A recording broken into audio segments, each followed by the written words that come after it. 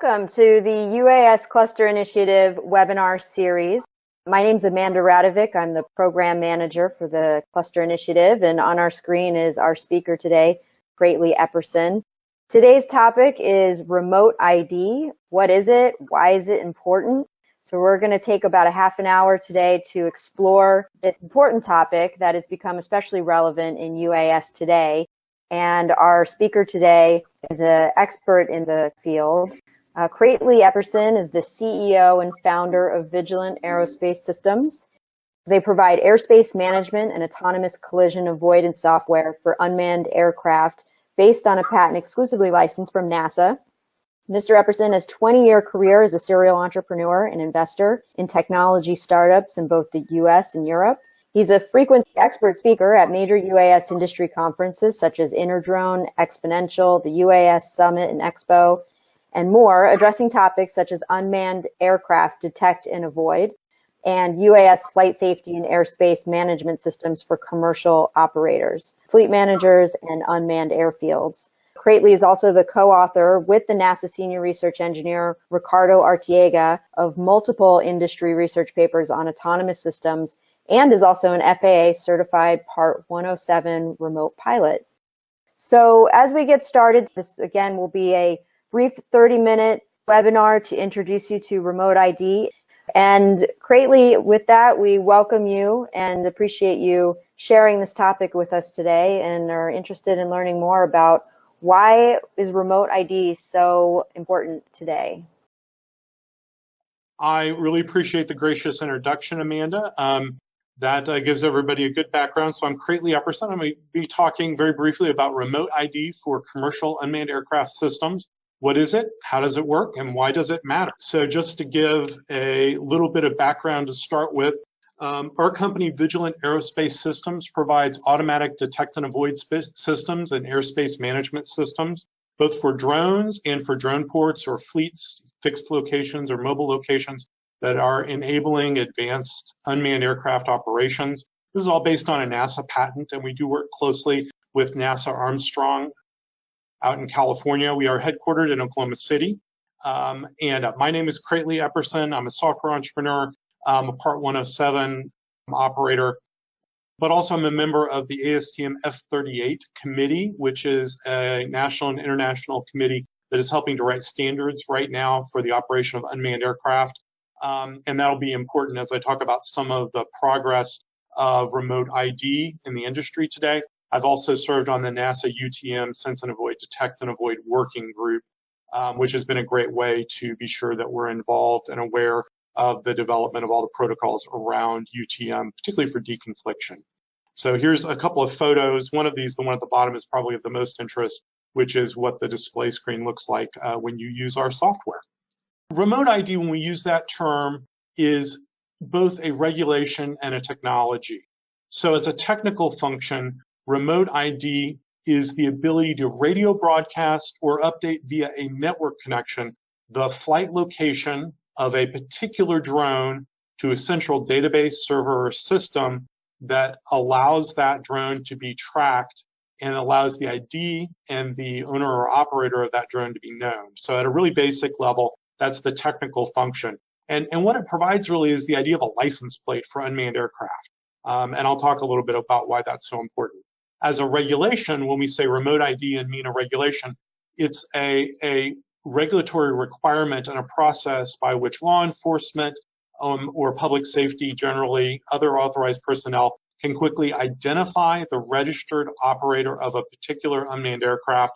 It might also include other information about the mission, payload, or other things about that particular aircraft. But when we say remote ID, those are the really fundamental things that we're talking about. So why does remote ID matter? Remote ID matters first and foremost as a national security and public safety issue. The idea behind remote ID as a policy in particular is that it would provide live drone tracking so that public safety officials can know that a drone is in a particular location, identify who's operating that drone, particularly to identify an operator in an emergency.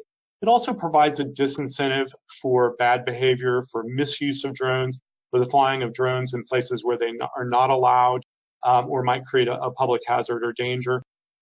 The regulators understand, and I think most of the industry understands, that most drone operators, if they do get into trouble, if they do fly somewhere that they're not supposed to over an event, for example, it's usually because they are unaware, and it's not because they are operating maliciously. And that's the reason that remote ID is so very important, is it allows a de-escalation of that situation quickly by making a phone call rather than trying to, for example, disable a drone remotely, which can of course be difficult and dangerous. It does, in addition, for national security and public safety, allow for the much faster identification of drones that might be malicious, drones that are not using any sort of remote ID solution to provide that license plate. So it's like having a car that has painted over its license plate. That immediately causes concern if it's flying somewhere it's not supposed to be. A couple of photos in this slide here. The one at the bottom is a pretty famous photo. It's the crashed drone onto the White House lawn from a couple of years ago, a situation in which being able to track that drone would have been really helpful. The one on the right is at a soccer game last year, I believe, in Sussex, in which a drone flying over the stadium caused a delay of play for about 10 minutes while they tried to figure out how to get rid of that drone and whether it was a danger to the players or the fans. So this is a very real issue. In addition, though, drone remote ID is really important for commercial operators because it is an important gateway to what the FAA calls advanced operations. So the things that are typically cited as being important things that will become more possible and the FAA will have the ability to regulate and then manage would be flights over people, especially events, so that authorized aircraft that have the right kind of safety can fly over events and other aircraft can be quickly identified and a phone call can be made so that those drones will leave the area. Protection of critical infrastructure, so power plants and other things like that are often cited as places where you don't want drones, and the FAA wants to be able to know where those drones are, identify them, and ask them to leave. Beyond visual line of sight operations, critical when you cannot readily identify the operator of a drone, remote ID will allow that to be conducted safely, and it'll be something that the FAA feels that they can regulate once remote ID is a solution. And then some counter drone strategies are enabled by remote ID so that a drone can be identified and then, some sort of mitigation, usually a phone call first and then something else. The other thing the remote ID is expected to enable are detect and avoid solutions so that you can know about the drones around you. Drones eventually may be able to be visible to air traffic control through a remote ID solution. And then ultimately what that really leads into, of course, is unmanned traffic management, which is a system and a scheme that NASA has been developing and is handing over to the FAA to provide for low-level commercial drones, so usually below 400 feet as a part of a Part 107 operation to be part of an automated air traffic management system. So this is really important for remote ID. All right, finally, this is something that was said just a few days ago by the CEO of LAX Airport. Since April 2016, LAX has documented 205 reports of drone activity near the airport. And of course, we all know maybe not every one of those was a drone, but even if half of them were drones, it's still troubling. She reported, but was only able to identify and contact the operator of the drone in one instance. This is a great example of why remote ID would be very helpful to quickly mitigate and clear up these situations. And this is real practical experience with this problem. Okay, I'm going to go over the history and status of remote ID. Remote ID is a hot topic right now because it is seen as this gateway to so many other things that we would like to be doing with commercial unmanned aircraft. And we've had a lot of activity just in the last couple of months. Before the last couple of months, so starting in 2017, after Part 107 had been published, the FAA did begin thinking about this and published a report on some of their initial recommendations. They then put out in late 2018 a request for information to industry about potential remote ID solutions. And so some of the things that I'm going to show you next will emerge from that. Just recently, in the last couple of months, on September 11th, ASTM published their remote ID standard. I say published, they put it out to ballot within the ASTM F38 committee. That's important because that's a standard that airspace regulators are likely to reference, likely to use it either as an example or otherwise ask unmanned aircraft operators to follow that standard. That is in balloting now and should close in the next month or so. There may, of course, be revisions to that. It's currently private. It's just within the committee. And then eventually it would be published as a standard and will be available for regulators to use. I'm very excited about that. I was not on the working group on that one, but am, as a member of the committee, do review that and do vote on that. Also, on September 12th, the FAA sent a notice of public rulemaking to the Office of Management and Budget at the White House. That is the initial step, and everyone's excited about that, for an actual rulemaking process. It has to be reviewed first. Usually that review takes on average about 53 days, so it's expected to come back to the FAA. There may be revisions required, which will extend that time. The FAA says that around December 20th, they think that that may be published. That could certainly move, but they think that NPRM will come out publicly, and that's a very important step towards an actual regulation.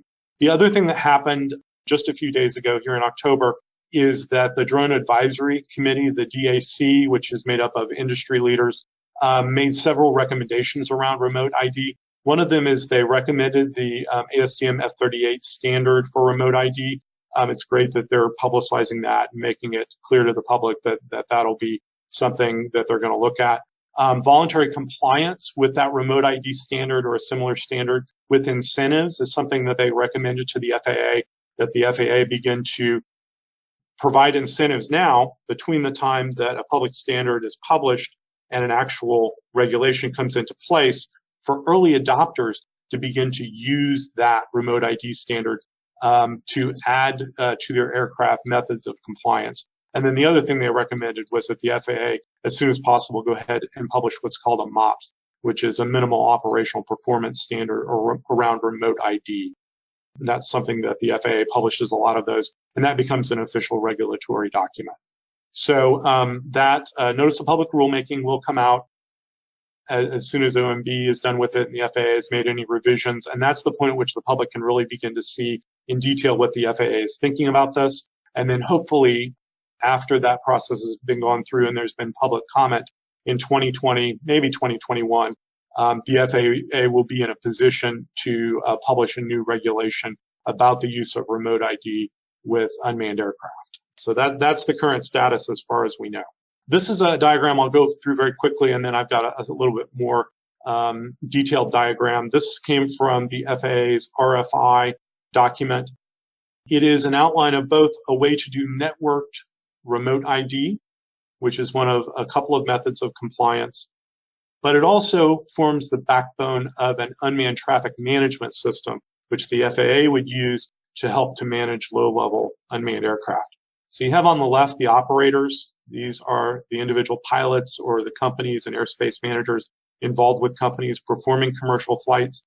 In the middle, you have your software providers and your unmanned service suppliers who are running the backbone servers that allow the individual pilots to communicate upwards. Those suppliers are expected to talk with each other in this scheme and provide information about where aircraft are in relation to each other.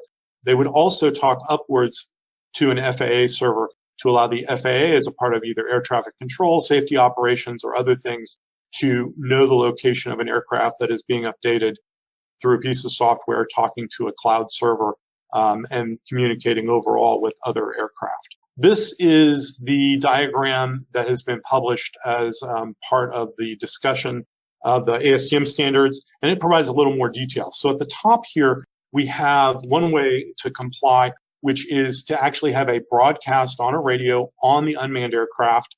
This would be currently in the standard Bluetooth 4 or 5 or Wi-Fi that would talk to a user who has an app and an appropriate receiver on the right-hand side. We'll talk about that a little more. The other way that aircraft and operators could comply with a remote ID standard and let everyone know where their aircraft is, what the ID is, and then for authorized personnel, allow them to contact the operator, would be using a network connection. So you would have software, which you often are using now, as an app on a phone or as a tablet app or otherwise on a laptop or computer which you're using to operate your unmanned aircraft. And that would be updating into a connected service that would then ultimately make available the information to authorize public safety personnel if needed. And then finally, at the bottom here, non-equipped network participant would be, for example, model aircraft or others who are in a situation where they do not have a connected app that allows them to do live updates, but could otherwise register through a web portal, for example, that they will be flying in an area at a particular time. So there's really three methods of compliance here. And ultimately, the idea is that this information can be shared between software service providers who are enabling those flights, and then shared with a central server, kind of a backbone that allows the FAA to share with public safety and law enforcement the particular identity and operator of a particular drone. Talked a little bit about the functional basics. Usually this is going to be provided by an unmanned service supplier, so that software vendor that is providing drone enabling software that's really helping with that commercial operation. It's likely to be mostly automatic. It's likely to be on a mobile app, or if not automatic and on a mobile app, then on a web portal. It will probably be handled in the background by the software. It could be manual if necessary, and there may be some differentiation. One of the suggestions is that in certain airspaces, it will have to be automatic. In other airspaces that are less sensitive, it might be a manual process. So there may be some differentiation in how you comply based on where you need to fly and what the sensitivity and safety concerns are for that area. It will require an FAA web service or a USS interchange of some kind. And there are companies like Google, Wing, and Amazon that are working on those interchanges already. It will provide data sharing to that central database so that can be provided when needed to public safety. The connection methods being discussed include Bluetooth 4 or 5, Wi-Fi, or a network connection. So as I'm sure you can imagine, there are a lot of existing open questions about this, both as an emerging standard and a technical standard and as a regulation. So I'll go through some of those real quickly here. And a lot of these don't have answers yet. So the first one is obviously broadcast versus network. Is network registration reliable and secure enough, particularly if you're providing live updates? Does it require a continuous cellular data connection, for example? Obviously it would if you're really going to provide live networks. And is manual registration via a web portal a good idea? In what spaces would that make sense, and in what airspaces would it not? Broadcast and RF standards have been discussed extensively. There are range limitations on the types of radios that have been suggested. What's the required range for this to be effective? And of course, how expensive is it to add this? Is it practical? Is it something that there will be different scales of compliance that would be appropriate for very small drones versus larger drones that might be doing things like delivery?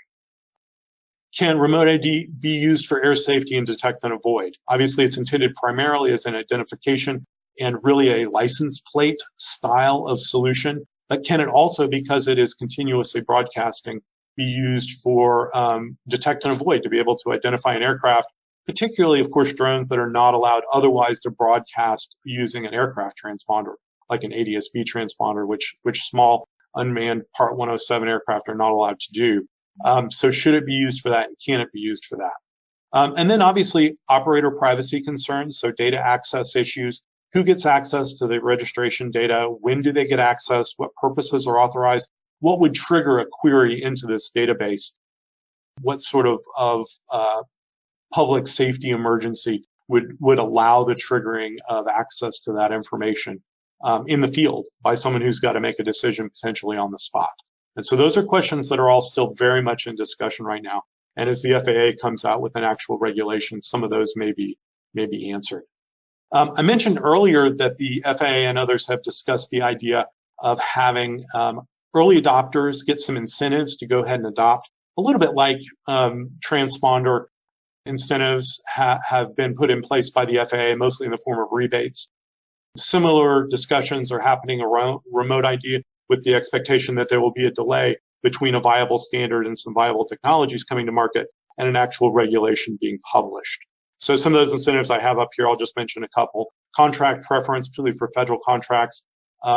Service providers flying drones for federal contracts that are meeting higher level of safety might have a preference. Waiver preferences, that's pretty obvious and straightforward. It might be that getting a beyond visual line of sight waiver will be very much preferred that provider, service provider, have a remote ID solution when they apply for that waiver. So some other things like that can begin to allow early adopters to see an incentive to go ahead and adopt this technology. All right, so some takeaways and some future steps going on with this technology, and then we'll have just a few minutes. I'll try and address questions.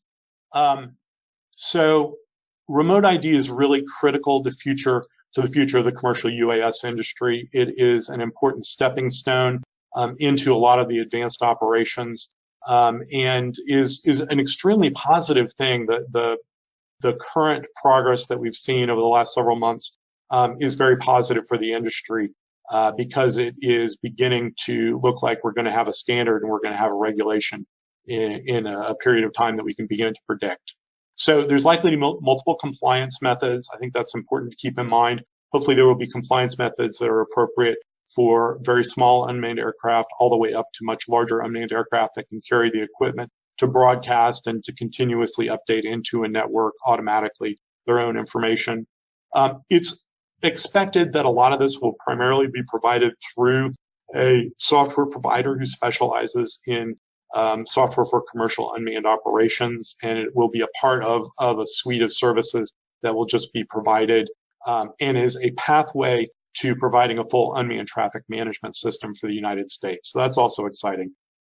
It's really a gateway to all future regulations and advanced operations. There is likely to be a period of voluntary compliance. That is, I think, of special interest to early adopters. If you're on this call, this is obviously a topic that you're interested in. And so that should be exciting. And it's possible that the FAA will come out with a regulation and maybe a MOPS within 12 to 24 months. And that's certainly what the industry is hoping for, what is being recommended by groups like the DAC, and the ASTM F38 standard is beginning to potentially allow. So very excited about all of that.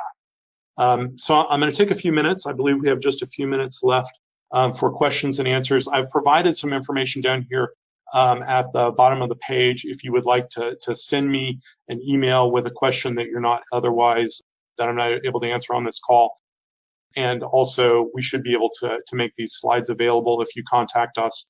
And obviously, you can contact the UAS Cluster Initiative, and we really appreciate the opportunity to have done this presentation today and all the support that we get from Amanda and Harv and Josh and everyone at the UAS Cluster Initiative. I'm going to jump over here into some of our questions. Let's see if I can view a few of these. Is the ID for the drones going to be fixed or assignable at the time of the flight? So that's an interesting question, and I don't know the answer to it. I expect it will be fixed because it will have to be part of a registration that is kept as a part of the registration of the drone, and it will be tied back to that registration. So likely it will be fixed. But it doesn't mean that there might not be some way to change it at the time of registration. That's a detail in the standard that maybe there'll be something about that in there.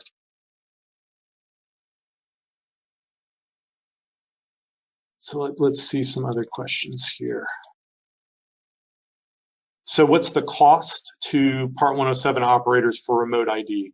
Yeah, that's a very good question. And given where the industry is today, it's impossible to know exactly what the cost will be. I do know that there's been an enormous amount of discussion about that in the industry and making sure that the cost is something that's economically viable.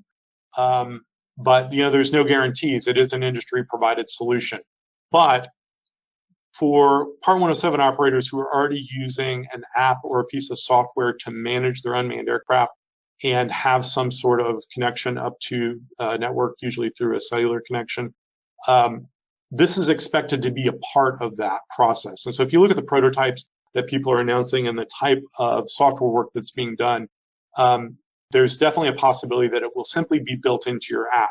Whether you will be charged by your app provider to have that as an additional service is obviously, up to the provider.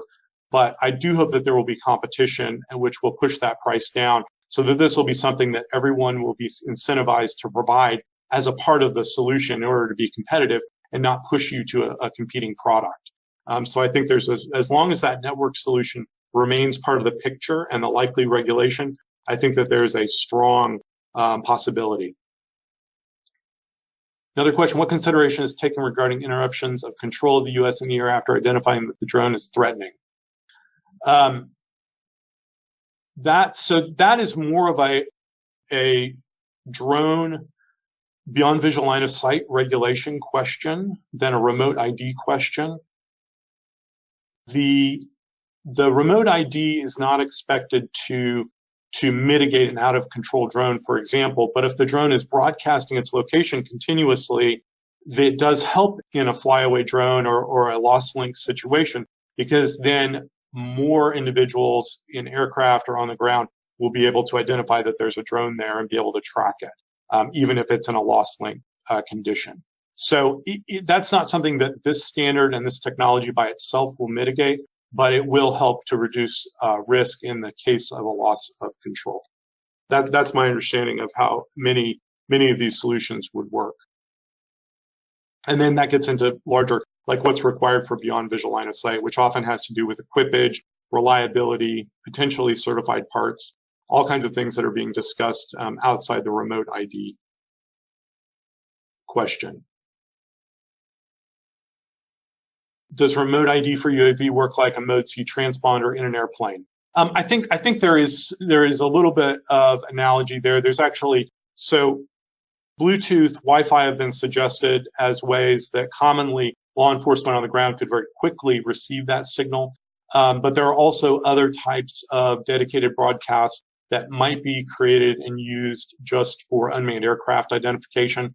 I know of some vendors who are already developing and promoting some of their own standards so that you would have a receiver from them and be able to receive a longer range signal than you might get with Bluetooth or Wi-Fi, which is obviously one of the big concerns with those two technologies. Would not surprise me if there are revisions to the standards and revisions to the regulations over time that do recognize specialized radio technologies that have much wider range and better coverage. I think that's one of the major things that everybody's thinking about as they look at these regulations. So the answer is yes, it should work like a transponder. And I do think that there's going to have to be new technologies that become standardized and commonly accepted by industry for that to happen.